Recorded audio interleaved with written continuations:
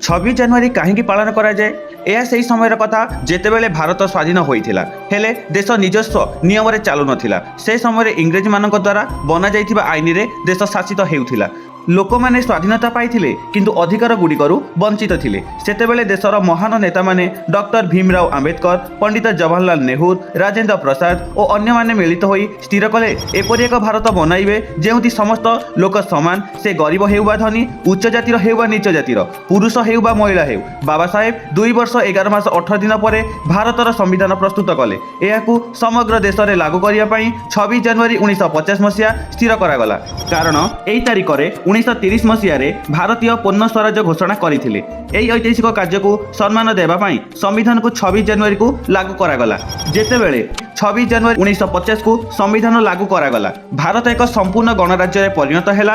ବର୍ତ୍ତମାନ ଦେଶର ରାଜା କୌଣସି ମନୁଷ୍ୟ ନୁହେଁ ବରଂ ଆଇନ ହେଲା। ଏଥିପାଇଁ ପ୍ରତିବର୍ଷ ଜାନୁଆରୀ 26 ତାରିଖକୁ ଗଣତନ୍ତ୍ର ଦିବସ ପାଳନ କରାଯାଏ।